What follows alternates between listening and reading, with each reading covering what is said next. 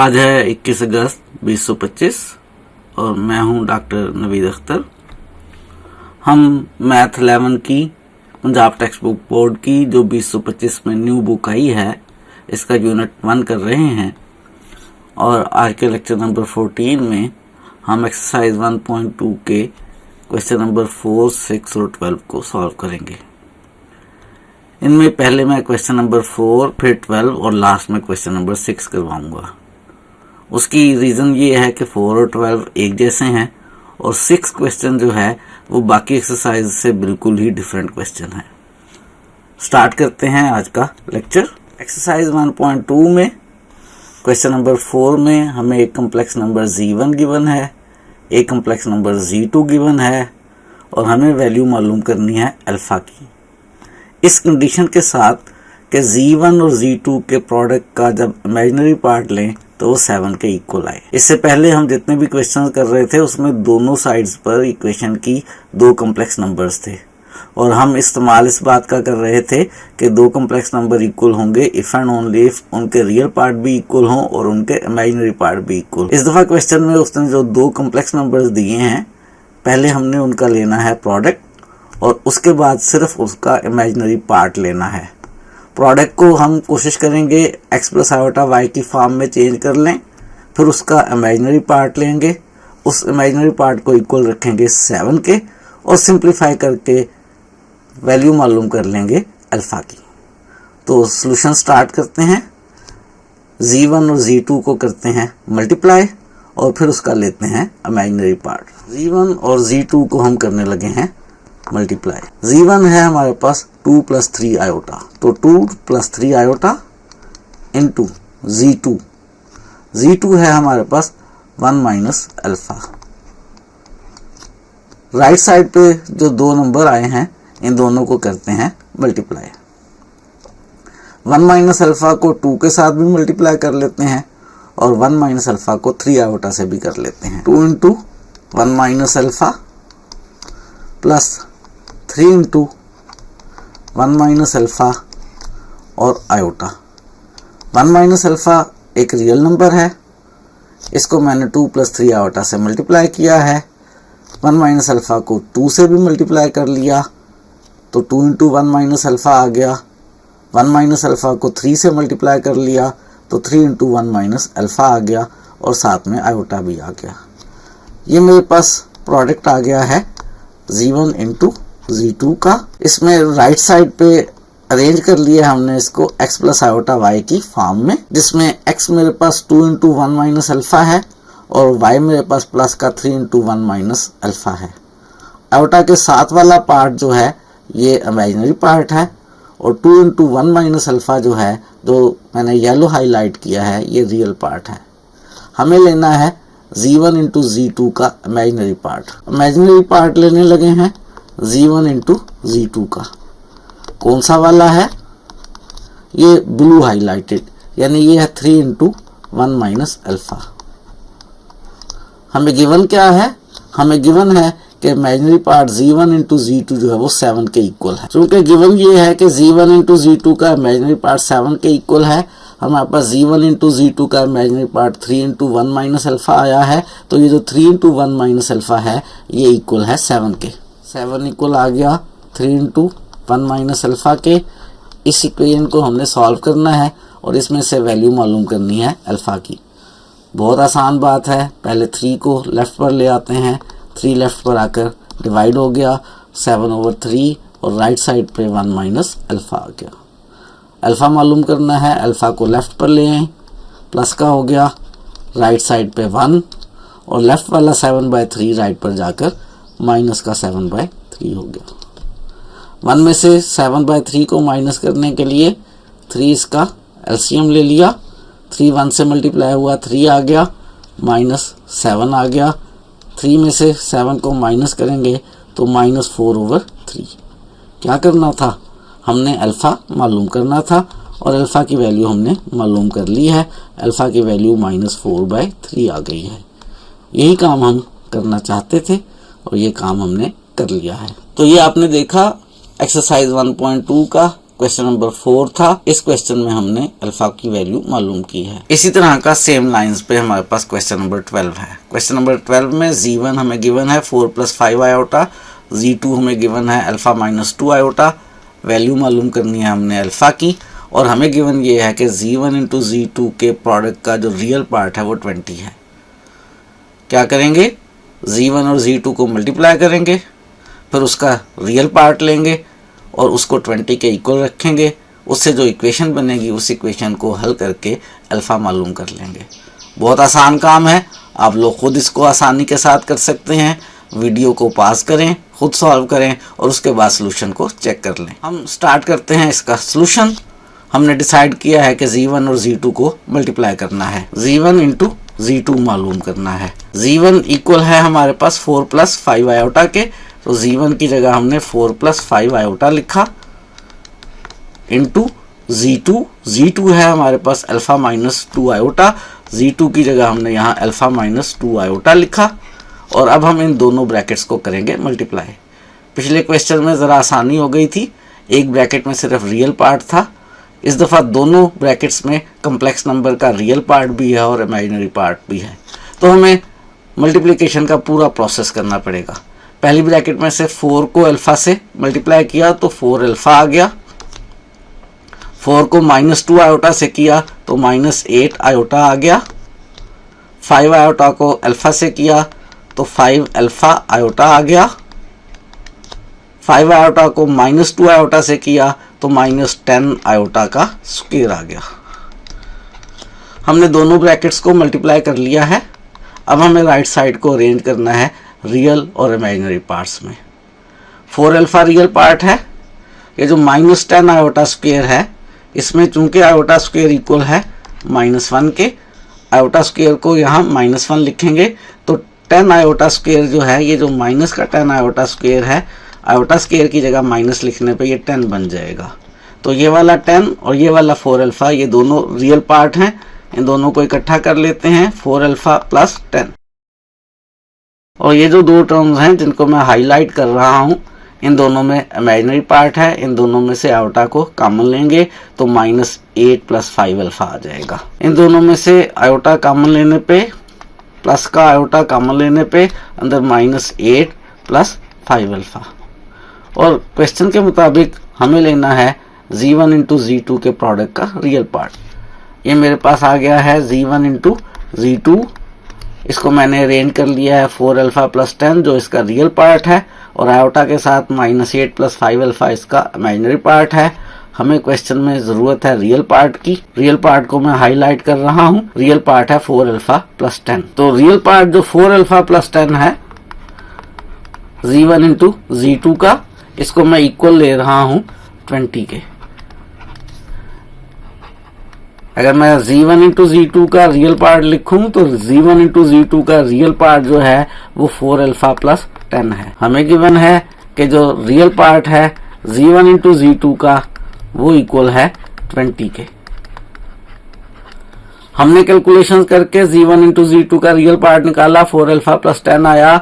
Question में given था कि Z1 × Z2 का रियल पार्ट 20 के इक्वल है। दोनों ही Z1 × Z2 के रियल पार्ट हैं तो दोनों आपस में इक्वल हो गए। 4 अल्फ़ा + 10 20 के इक्वल हो गया। मालूम करना है मुझे अल्फा। बहुत आसान बात हो गई। ये 10 राइट पर जाएगा, माइनस का हो जाएगा, 20 - 10 हो गया, 20 - 10 10 के इक्वल आ गया। अल्फा मालूम करना है, क्या करें, ये जो 4 मल्टीप्लाई हो रहा है ये राइट पर जाकर डिवाइड हो जाएगा, 10/4 आ गया। इसको आप 2 पर कैंसिल कर सकते हैं, 2 × 2 = 4 और 2 × 5 = 10, तो हमारे पास फाइनली 5/2 आ गया अल्फा। अल्फा की वैल्यू हमारे पास आ गई है 5/2। अल्फा ही हमने मालूम करना था और अल्फा हमने मालूम कर लिया। जिन लोगों ने वीडियो पास की थी अब वो अपने सोल्यूशन को मैच कर लें कि क्या उनका सोल्यूशन और मेरा सोल्यूशन सेम है। उम्मीद है सेम ही होगा, कोई ज़्यादा कैलकुलेशन नहीं थी, बहुत आसान सा क्वेश्चन था। ये था एक्सरसाइज 1.2 का क्वेश्चन नंबर 12। इसी एक्सरसाइज 1.2 का प्रूव ये करना है कि for all Z1 Z2 in set C, set C का मतलब है कॉम्प्लेक्स नंबर्स में से, सेट ऑफ कॉम्प्लेक्स नंबर में से तमाम कॉम्प्लेक्स नंबर Z1 और Z2 के लिए ये इक्वेशन प्रूव करनी है ये जो इक्वेशन प्रूव करनी है इसकी लेफ्ट साइड पे z1 इंटू z2 का कॉन्जुगेट है, यानी पहले z1 और z2 को मल्टीप्लाई किया गया है, फिर उनका कॉन्जुगेट लिया गया है। और राइट साइड पे z1 का कॉन्जुगेट इंटू z2 का कॉन्जुगेट है, यानी पहले कॉन्जुगेट लिया गया है और फिर मल्टीप्लाई किया गया है। और प्रूव ये करना है कि दोनों आपस में इक्वल हैं, यानी मल्टीप्लाई करने के बाद कॉन्जुगेट लिया जाए या कॉन्जुगेट लेने के बाद मल्टीप्लाई किया जाए, ये कॉम्प्लेक्स नंबर्स में रिजल्ट हमेशा सेम होता है, इक्वल होता है। ये बात हमने प्रूफ करनी है और ये रिजल्ट तमाम कॉम्प्लेक्स नंबर्स z1 और z2 के लिए करना है। जब भी कोई रिजल्ट हमें सेट के तमाम एलिमेंट्स के लिए करना होता है तो हम कोई ख़ास एलिमेंट्स नहीं लिया करते, बल्कि एलिमेंट्स को वेरिएबल्स की फॉर्म में लिया करते हैं। हम लेट करने लगे हैं कि जो z1 है वो वेरिएबल की फॉर्म का एक कॉम्प्लेक्स नंबर है। मैं z1 को फर्ज करें x1 plus iota y1 late कर लेता हूँ। इसी तरह से हम लेट करने लगे हैं z2 भी। जल्दी से सोचकर बताएं z2 क्या लेट किया जाए। बिल्कुल सेम लाइंस के ऊपर z2 हम लेट कर लेते हैं x2 plus iota y। Left side के लिए जो रिजल्ट हमने प्रूव करना है उसकी लेफ्ट साइड बनाने के लिए z1 और z2 को मल्टीप्लाई करेंगे और उसका कॉन्जुगेट लेंगे, और राइट साइड के लिए पहले कॉन्जुगेट लेंगे दोनों का और फिर मल्टीप्लाई करेंगे और जवाब सेम आना चाहिए। मैं आपको याद करवा देता हूं कि अगर z मेरे पास हो x प्लस आयोटा y तो z का कॉन्जुगेट क्या हुआ करता है, z का conjugate x minus iota y हुआ करता है। इसी याददाश्त के सहारे आप z1 का कॉन्जुगेट बताएं क्या होगा। z1 का conjugate x1 minus iota y1 होगा। अब बताएं z2 का कॉन्जुगेट क्या होगा। z2 का कॉन्जुगेट मेरे पास x2 माइनस आयोटा y2 होगा। हमने जो रिजल्ट बनाना है उसकी लेफ्ट हैंड साइड के लिए पहले z1 और z2 को मल्टीप्लाई करके उसका कॉन्जुगेट लेते हैं। z1 और z2 को करते हैं मल्टीप्लाई और फिर लेंगे उसका कॉन्जुगेट। फिर से क्या मुराद है, कब लेंगे, कल लेंगे, परसों लेंगे, चौथ लेंगे? जी सोचें क्या कहना चाह रहा हूं मैं कि फिर लेंगे इनका कॉन्जुगेट, पहले इन्हें मल्टीप्लाई करेंगे। मेरा कहने का मकसद ये है कि इन दोनों को मल्टीप्लाई करके हम इन्हें x प्लस आयोटा y की फॉर्म में लिखेंगे।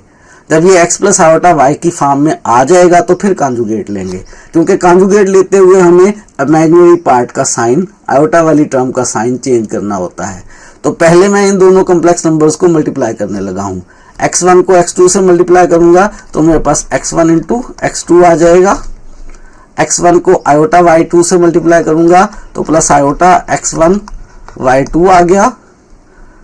आयोटा y1 को x2 से मल्टीप्लाई करूंगा तो प्लस आयोटा x2 y1 आ गया, और प्लस आयोटा y1 को प्लस आयोटा y2 से मल्टीप्लाई करूंगा तो plus iota square y1 into y2 आ गया। इसमें से मुझे अलग करना है रियल पार्ट को और इमेजिनरी पार्ट को। x1 x2 रियल पार्ट है, इसमें आयोटा नहीं है, और ये जो आयोटा स्क्वायर y1 y2 है इसमें जब हम आयोटा स्क्वायर को -1 लिख देंगे तो इसमें से भी आयोटा खत्म हो जाएगा और माइनस का y1 इंटू y2 रियल आ जाएगा। तो माइनस का y1 y2 मैंने x1 x2 के साथ इकट्ठा कर लिया, ये सारा रियल हिस्सा हो गया। ये जो दो टर्म्स हैं जिनको मैंने हाईलाइट किया है, इन दोनों टर्म्स में से आयोटा अगर हम कॉमन ले लें तो अंदर रह जाएगा x1 y2 plus x2 y1। अब मेरे पास ये complex number x plus iota y की शेप में आ गया है। इसमें ये सारा x है और आयोटा के बाद वाला सारा y है। ये x प्लस आयोटा y आ गया है। ये मैंने सिंप्लीफाई करके आंसर बना लिया है किसका, z1 इंटू z2 का x प्लस आयोटा y की फॉर्म में। अब मैं इसका कॉन्जुगेट मालूम कर सकता हूँ। जब मैं इसका कॉन्जुगेट मालूम करूँगा तो क्या होगा, बिल्कुल सही कह रहे हैं कि जो आयोटा वाली टर्म है इसका साइन चेंज हो जाएगा। First bracket as it is रहेगी x1 into x2 minus y1 into y2, और ये आयोटा वाली टर्म का साइन चेंज हो जाएगा minus x1 y2 plus x2 y1। Iota वाली टर्म का साइन चेंज हो जाएगा, माइनस आयोटा आ जाएगा। ये मैंने जो रिजल्ट प्रूव करना था, z1 इंटू z2 का कॉन्जुगेट इक्वल है z1 conjugate into z2 conjugate, उसकी लेफ्ट हैंड साइड सॉल्व की है। राइट साइड पर मैं क्या लाना चाहता हूँ, मैं राइट साइड पे z1 कंजुगेट और z2 कंजुगेट यानी x1 minus iota y1 into x2 minus iota y2 लाना चाहता हूँ। उसके लिए मैं इस राइट साइड को सिंप्लीफाई करके रिजल्ट बना सकता हूँ, या मैं राइट हैंड साइड को अलग से सॉल्व करूँ z1 conjugate into z2 conjugate और उसका भी यही रिजल्ट बना लूँ। क्या पसंद करेंगे आप? क्या पसंद करेंगे से मुराद मेरी ये है कि आप राइट साइड को अलग से हल करना चाहते हैं या इसी लेफ्ट साइड को सिंप्लीफाई करके राइट साइड बनाना चाहते हैं। मैं इसी को राइट साइड बनाना चाहता हूँ। उसके लिए मैं ज़रा आयोटा को अंदर मल्टीप्लाई कर रहा हूँ। First two terms x1 into x2 minus y1 into y2 as it is लिखी हैं। इस माइनस आयोटा को x1 y2 से मल्टीप्लाई किया तो माइनस आयोटा x1 y2 आ गया। माइनस आयोटा को x2 y1 से मल्टीप्लाई किया तो माइनस आयोटा x2 y1 आ गया। थोड़ा सा रीअरेंज करते हैं x1 x2 को और माइनस आयोटा x1 y2 को इकट्ठा करके इन दोनों में से मैं x1 कॉमन लूँगा तो x1 x2 इसके साथ में ला रहा हूँ माइनस x1 y2 और माइनस y1 y2 के साथ में ला रहा हूँ माइनस आयोटा x2 y1। इन दोनों टर्म्स में से x1 लिया मैंने कॉमन, अंदर आ गया x2 माइनस आयोटा y2। इन दोनों टर्म्स में से कॉमन लेने से पहले ये जो माइनस का है इस माइनस को मैं आयोटा स्क्वायर लिख रहा हूँ। Iota square y1 y2 minus iota x2 y1। ऐसा मैंने क्यों किया है? ऐसा मैंने इसलिए किया है कि मैं चाहूँगा कि जब मैं इनमें से y1 कॉमन लूँ तो अंदर मेरे पास x2 माइनस आयोटा y2 आए, जबकि ऐसे डायरेक्ट मैं y1 कॉमन ले रहा था तो माइनस आयोटा x2 और y2 आ रहा था। अब पहली ब्रैकेट तो एज इट इज रखता हूँ, x1 कॉमन के साथ x2 माइनस आयोटा y2। इन दो टर्म्स में से मैं कॉमन ले रहा हूँ माइनस का आयोटा y1।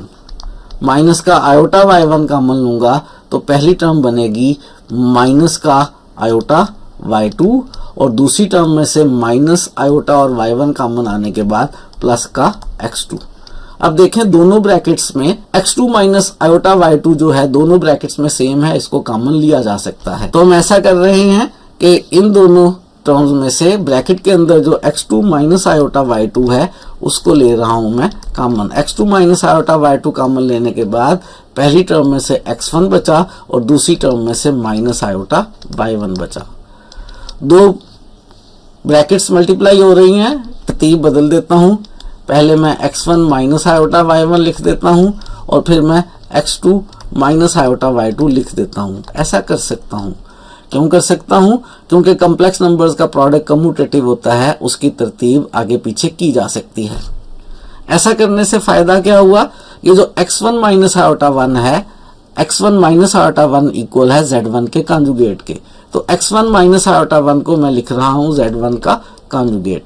और दूसरी जो ब्रैकेट है x2 minus iota y2, x2 minus iota y2 equal है z2 कॉन्जुगेट के, तो x2 माइनस आयोटा y2 की जगह मैं यहाँ लिख रहा हूँ z2 का कॉन्जुगेट। हमने लेफ्ट साइड से सॉल्व करना शुरू किया था। हमने z1 z2 को मल्टीप्लाई किया था।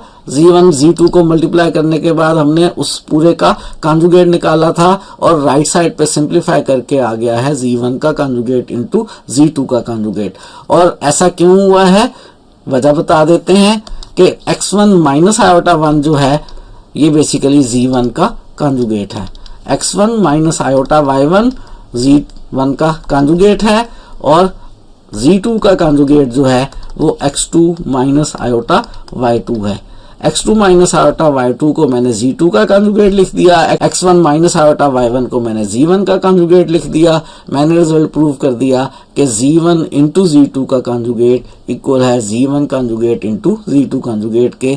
यही रिजल्ट प्रूव करना चाह रहा था। क्वेश्चन में गिवन ये था कि z1 और z2 जो हैं वो दो कॉम्प्लेक्स नंबर्स हैं, कोई से भी कॉम्प्लेक्स नंबर हैं, जोन से मर्जी दो कॉम्प्लेक्स नंबर ले लें। z1 इंटू z2 का कॉन्जुगेट इक्वल होगा z1 conjugate into z2 conjugate के। मैंने जनरल फॉर्म में z1 और z2 लिए, z1 और z2 को मल्टीप्लाई करके उसको x प्लस आयोटा y की फॉर्म में लिखा। उसके बाद मैंने कॉम्प्लेक्स नंबर का कॉन्जुगेट मालूम कर लिया। कॉन्जुगेट मालूम करने से आयोटा वाली टर्म का साइन चेंज हो गया। एक तरीका ये हो सकता था कि मैं इसको इक्वेशन 1 कहता और इसके बाद मैं राइट हैंड साइड सॉल्व करनी शुरू कर देता, यानी Z1 का कॉन्जुगेट हल करता, Z2 का कॉन्जुगेट हल करता, इन्हें मल्टीप्लाई करके अरेंज करता, यही शेप आ जाती। तो मैं कह देता कि ये दोनों बराबर आ गए हैं। और दूसरा तरीका यह था कि मैं यहीं से डायरेक्ट कैलकुलेशन इस तरह से करता कि Z1 का कॉन्जुगेट इंटू Z2 का कॉन्जुगेट बन जाता। मैंने इस तरीके को प्रेफर किया। उसके लिए मैंने x1 x2 वाली टर्म ली और इस आयोटा से अंदर मल्टीप्लाई करके जो पहली term minus iota x1 y2 बन रही थी उसको x1 x2 के साथ मिलाकर लिखा और माइनस y1 y2 वाली टर्म को माइनस आयोटा x2 y1 वाली टर्म के साथ मिलाया। इन दो टर्म्स में से x1 कॉमन लिया तो अंदर x2 माइनस आयोटा y2 आ गया। और मैं चाहता हूं अगली दो टर्म्स में से भी ऐसा नंबर कॉमन लूं कि अंदर x2 माइनस आयोटा y2 बने। उसके लिए मैंने यहाँ पे जो माइनस है इस माइनस को आयोटा स्क्वायर लिख दिया। इसको आयोटा स्क्वायर लिख के आयोटा स्क्वायर y1 y2 हो गया। आयोटा स्क्वायर -1 के इक्वल होता है तो ये +1 ही बन जाएगा। और सेकंड टर्म जो है यहाँ पे माइनस आयोटा x2 y2 है। मैंने इन दोनों में से कॉमन लिया है आयोटा y1 कॉमन लिया, साइन भी चेंज करके माइनस आयोटा y1 कॉमन लिया। क्यों माइनस आयोटा y1 कॉमन लिया? क्योंकि मैं आंसर में x1 माइनस आयोटा y1 बनाना चाहता हूं। माइनस आयोटा y1 कॉमन लिया तो ये प्लस वाली टर्म माइनस की हो गई, एक आयोटा कॉमन चला गया, आयोटा स्क्वायर में से आयोटा रह गया, y1 कॉमन जाने की वजह से y2 रह गया। इस टर्म में से माइनस आयोटा y1 कॉमन चला गया तो प्लस का x2 रह गया। अब दोनों ब्रैकेट्स देखें, पहली bracket x2 minus iota y2 है, दूसरी bracket minus iota y2 plus x2 है। इसको भी तरतीब चेंज कर लूं तो x2 माइनस आयोटा y2 ही है। तो दोनों ब्रैकेट सेम है। x2 माइनस आयोटा y2 को कॉमन लिया, उसके बाद पहली टर्म में से x1 रह गया माइनस दूसरी टर्म में से आयोटा y1 रह गया। ठीक है, यही रिजल्ट बनाना चाहते थे, थोड़े से फर्क के साथ कि x1 माइनस आयोटा y2 की तरतीब चेंज कर ली, इसे पहले लिख लिया और x2 माइनस आयोटा y2 को बाद में लिख लिया। x1 minus iota y1 Z1 का कॉन्जुगेट है, x2 minus iota y2 Z2 का कॉन्जुगेट है, तो इसकी जगह Z1 का कॉन्जुगेट लिख दिया और x2 माइनस आयोटा y2 की जगह Z2 का कॉन्जुगेट लिख लिया। तो हम मल्टीप्लाई करके कॉन्जुगेट लें या कॉन्जुगेट लेकर मल्टीप्लाई करें, जवाब हमेशा सेम आता है। इस रिजल्ट को आपने MCQs के लिए भी याद रखना है। आज के लेक्चर में हमने एक्सरसाइज 1.2 में से क्वेश्चन नंबर 4, 12 और 6 किए हैं। ये जो क्वेश्चन जिसको मैंने 4 नंबर लिखा हुआ था, ये असल में क्वेश्चन नंबर 6 था बुक में से। आज के लिए इतना ही रखते हैं, मज़ीद चीज़ें नेक्स्ट लेक्चर में सीखेंगे और नेक्स्ट लेक्चर में हम सीखेंगे कि square root of a complex number किस तरह का नंबर होता है और कैसे मालूम किया जाता है। आज के लिए इतना ही, मिलते हैं नेक्स्ट लेक्चर में।